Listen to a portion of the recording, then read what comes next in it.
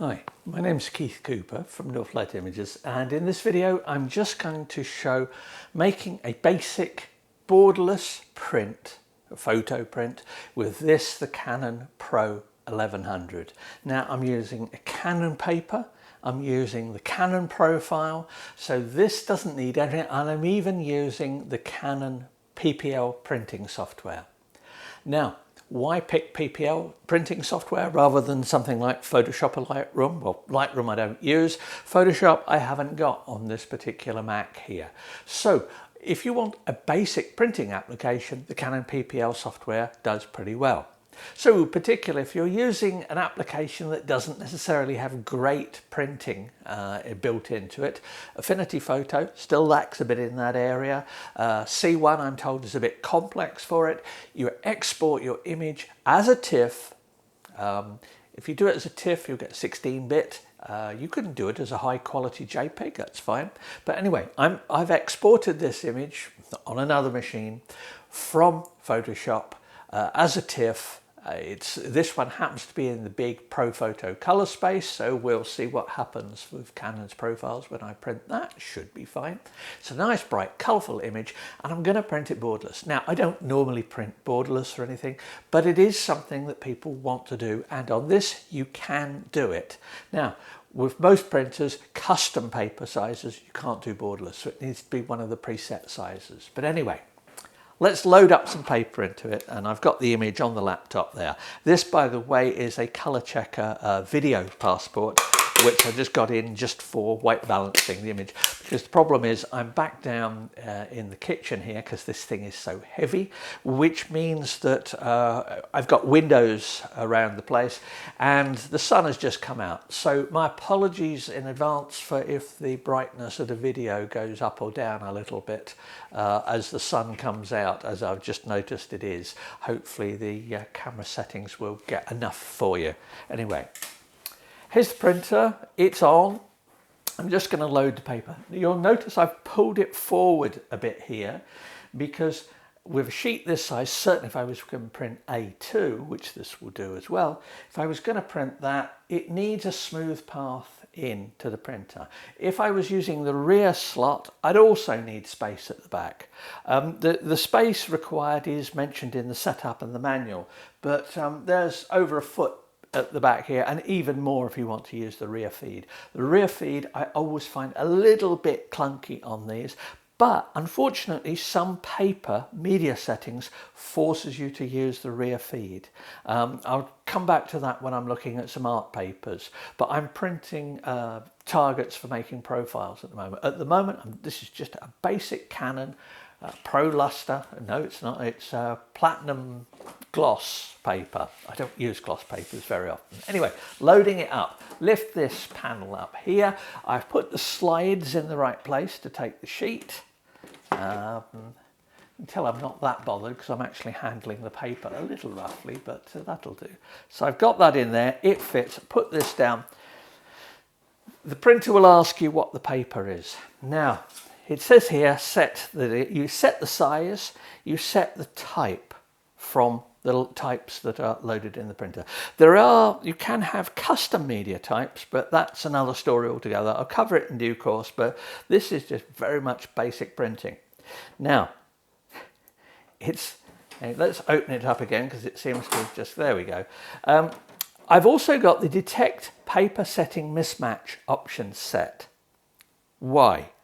Some people don't like doing this, but I always set the paper here via the screen and in the printing software.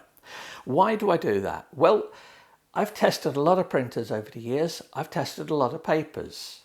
I reckon by doing just that, belt and braces if you like, I've saved wasting an awful lot of paper.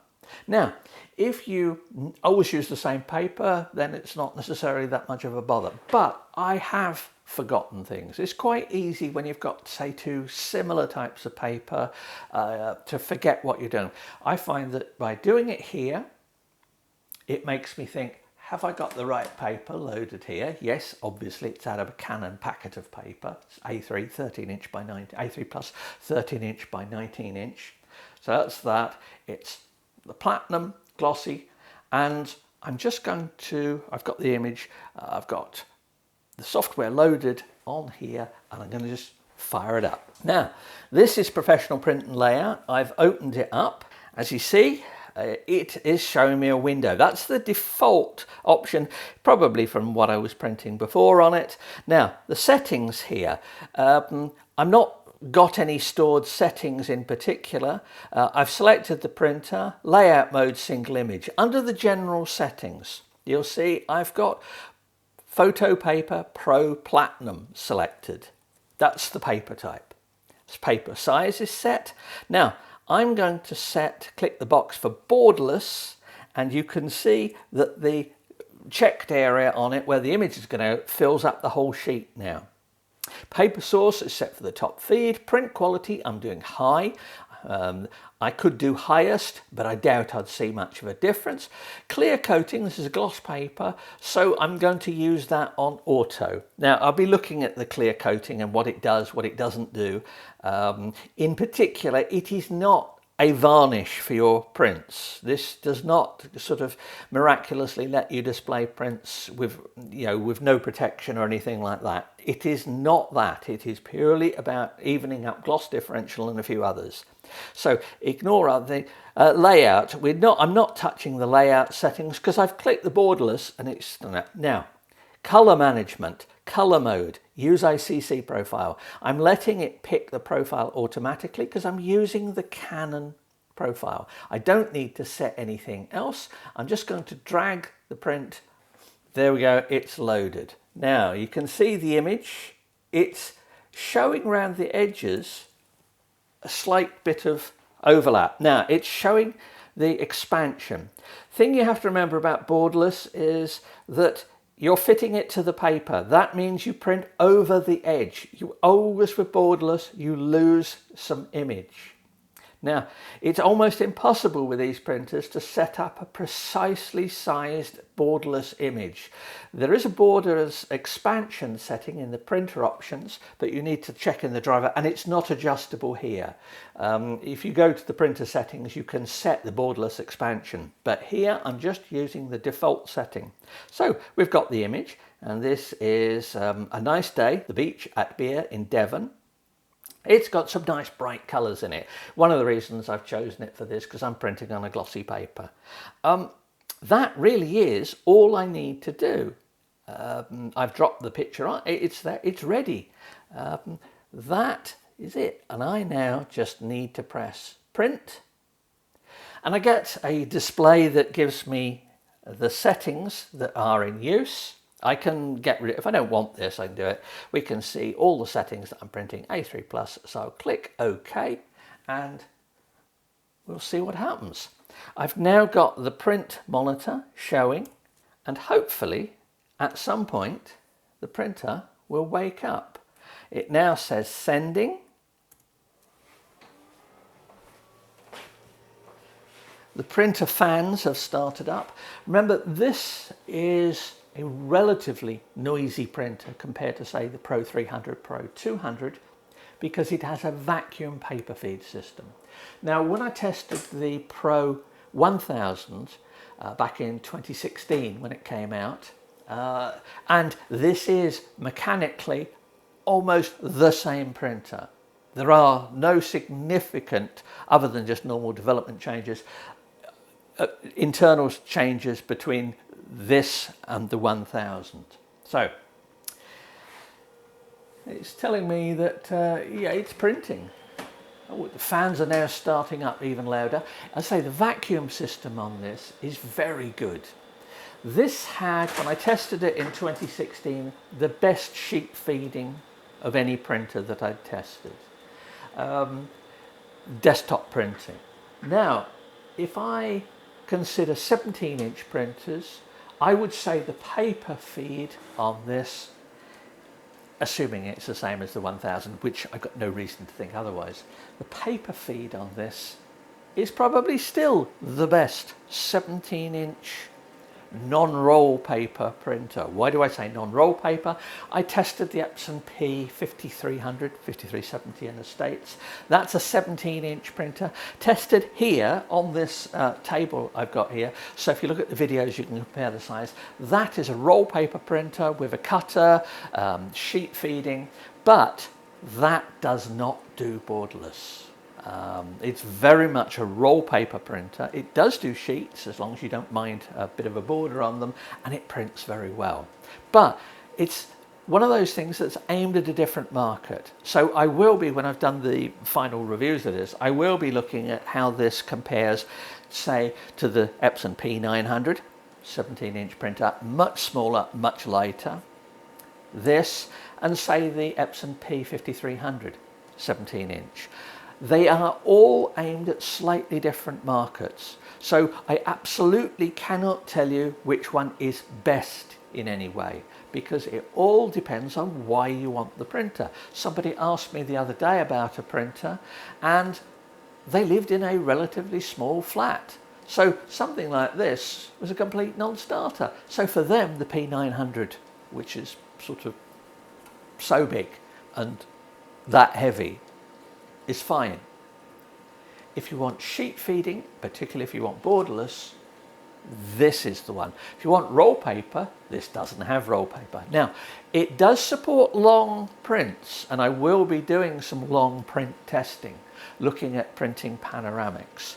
So it's all a matter of finding what you actually want and all the different aspects of it. So the ink cartridge size varies between the printers and things like that. So it is quite a complex thing, and it's why I very rarely ever use the term best, because the answer is always it depends.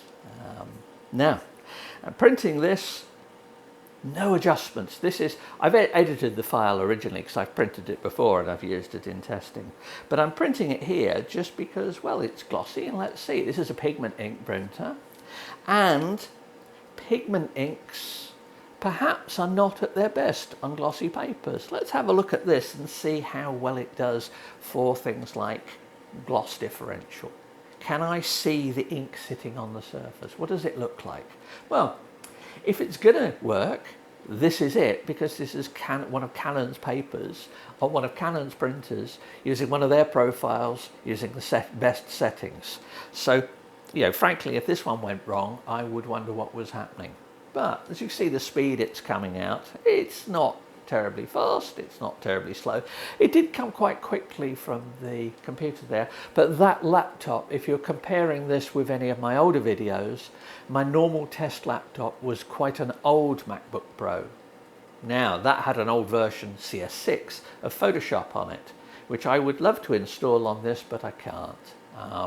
I've got a proper copy of Photoshop, but that's on my machines upstairs, and I'm not paying Adobe more money for another copy that I would hardly ever use. Yes, I know you can swap between them, but it's just a pain to do.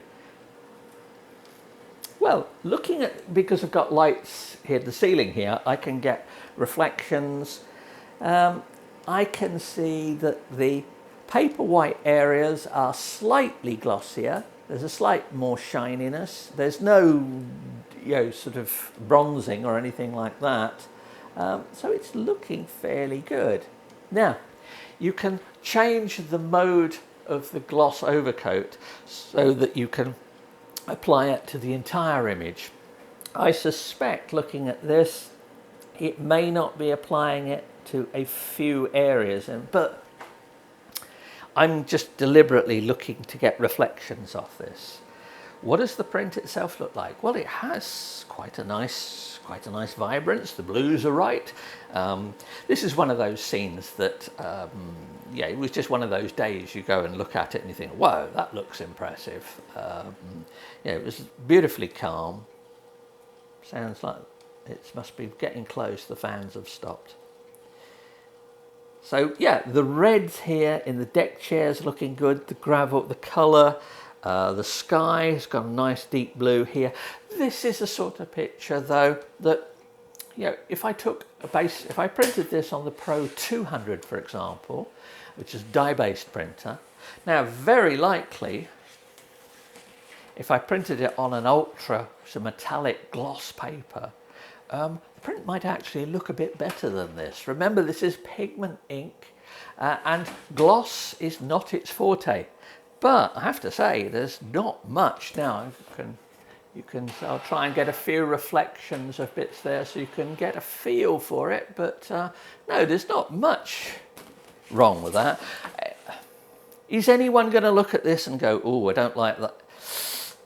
I don't think so. There is a tiny bit of false colour on some of the deep shadow reflection of one or two colours. Yeah, this is using one of Canon's ICC profiles. It's not using one of my custom profiles, which I will make a custom profile for this paper and all the papers I test. It's just we're very low on ink at the moment, and one of the carts that Canon sent me as spares is actually the wrong ink. So if I run out of ink, that stops everything. So it has put a bit of a delay. But yeah, well, I'll see if I can grab one or two photos of this to try and cut in detail, but it looks, I don't know what it's doing at the moment. It does assorted whirring. When you switch it on, it takes a couple of minutes. But yeah, one borderless holiday snap. Pretty easy. That's how easy it is to make a print with this. Just because it's a big printer, there's all sorts of fancy stuff you could do, but you don't necessarily need to. Just if you want to keep it simple, and I've just noticed the sun coming out again, so a bit more changing of edits. Now, if you want to keep it simple, use Canon paper, Canon inks, use the Canon profiles, and you should get fairly good results. Now, do I reckon I can get better? I don't know. On some papers, yes. Some papers, no. Anyway, if you've got any questions, let me know. There will be a full detailed review looking at all aspects of the printer, and I'm going to do a few more of these videos looking at specific types of printing. But there you go. There is basic A3 Plus photo print. That's it. Thanks for watching. Please do the usual like and subscribe. Thank you very much. Much appreciated. And please do tell people about the channel. Yeah.